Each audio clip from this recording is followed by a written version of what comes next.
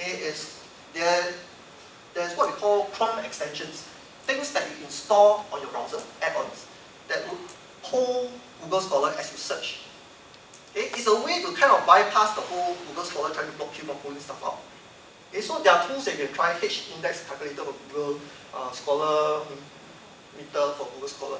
You can try that, just go use Chrome, search for this, you will install an extension, and then the options will appear overlaid over the Google Scholar, interface. Okay, so it is less likely to block you compared to publish or perish. It will block you very, very easily. Okay, if you try that. Okay, so you can try stuff like that. Okay, so I talked about removing self-citations, right? So the way to do it is this is a relatively obscure thing that I discovered recently. Not sure how long it will work, but what you do is that you create a Google Scholar citation. Okay? And then after you go to this web page. Okay? And you see this thing that says profile. Okay? So for this one, what you do is you enter this portion. User equals to blah blah. Just enter this into this part of the system, the profile. Enter your email, because it takes a while to load. And it will actually cover up your paper as well as your self sites at the site. Okay, it's actually doing something, it's automating something that can be done manually. Okay, so you can actually rule self sites through this system. Okay, I haven't really tried it a lot, but so far looks fairly accurate. Okay, okay, so Google Scholar matrices, I'll just show you a quick one. Okay, so a lot of people are quite interested in the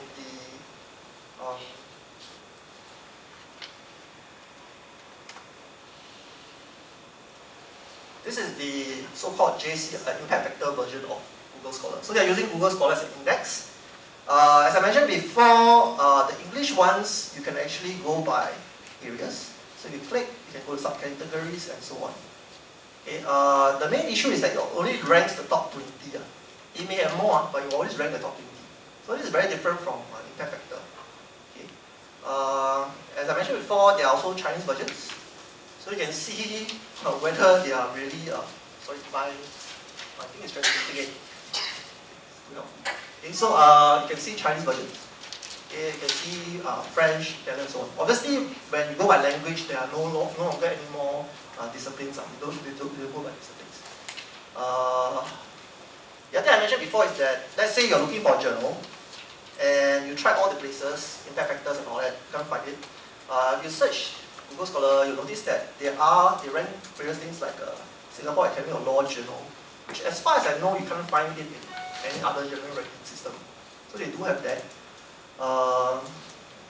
The other thing that I'd like to mention is that they are using what we call H5 index. Okay, that's the H index but for the last 5 years. So I'm sure you guys know what the H index is. They have the H5 medium. So this is the medium of the core papers. So the core papers are like, for example, this has a H5 index of 197. So there are 197 articles that help it, there are 197 articles that help it get a H5 index of 197.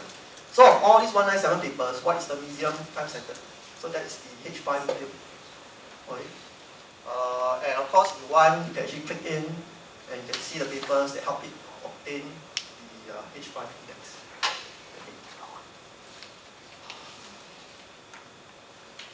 Okay, I didn't purposely go into the whole technical detail of how to actually search and so on, because this is our hands-on session. We do have these cited ref guides, a YouTube video and handouts on how to use Google Scholar to do type checking. Not just Google Scholar, Scopus and other sites. Okay, so if you're interested, you can have a look at this. Yeah. So I think that's all of it from me. Are there any questions? Academy.edu has been mentioned a number of times in the whole morning. Something about it being for-profit organization. So can you tell us a little bit more about this organization? Because many of us actually have got articles deposited there instead of the Scholar Bank. Yes. And then is it linked to Google, linked to Google Scholar, etc.? Yeah, I understand that. In fact, when you go to academic.edu, you can browse by university, by department, and notice like a lot of FASS people in there. Yeah. So I also have a profile there. I never really studied them much. The only thing that I got the impression is that they are more like a Web 2.0 kind of company. So, so that's why my colleagues say they are profit on it. But beyond that, basically, if you look at Elsevier, right, they are a publisher company and they have strong roots in publisher world. Around 2009 or so, there was this wild rush to create such social research networks. Right? So my colleague was talking about Web 2 and Nation Network. And they folded. And these are companies that have a strong advantage in the publishing world.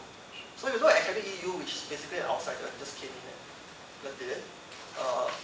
I won't say they're definitely full, but you're basically placing your bets. So there's also ResearcherGate, there are various others. ResearcherGate probably has a better reputation because I think they're non-profit, not quite sure. Okay, but ResearcherGate tends to be more on science point of view. So the answer is I never really studied them much, but my impression is that I mean, they may be there, they may not be there. We really don't know. Yeah, but Scholar Bank will be there, as my colleague likes to remind us, as long as NUS is here, and as long as NUS is here. Top center. Actually, yeah, that's what I was wondering. Because I was looking and I see so many people put stuff up in Academic EU, put stuff in ResearcherGate. Why don't you put it with us? We'll take care of it. Because they never asked us about all this question about copyright. Yeah, so we are here to tell you. You can do it both. Yeah, you can do it, but you have to read carefully the Sherpa rule. My impression is a lot of the publisher companies, right, they don't like review, they don't like ResearcherGate. If you look at a lot of the things, they put in very clearly, subject repositories and do not include things like academic review. They're going after them directly. So again, the licensing fees will keep changing. So my sense is, I could be wrong, I'm not quite sure. My sense is they really don't like people putting stuff in academic review, ResearcherGate stuff like that. Yeah. For IELTS, maybe because we are library and buy stuff from them, so they are like. Sorry, my person behind.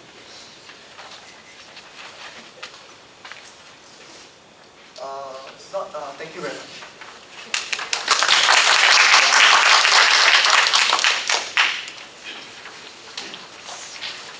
So, thank you everyone for staying with us, and just a round of applause to all the librarians for sharing.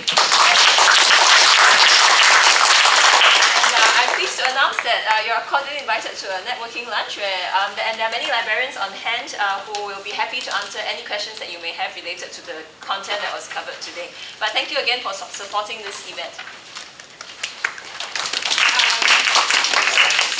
Yes, we will send you the slides, and then for the feedback form, you can just read it, okay, give it to me. Okay, we will appreciate it very much if you can complete this. Thank you very much. Yes, one of you will send, right? Yeah, okay. Okay, so you can take your time with the feedback form because apparently the caterer is arriving at 12:30.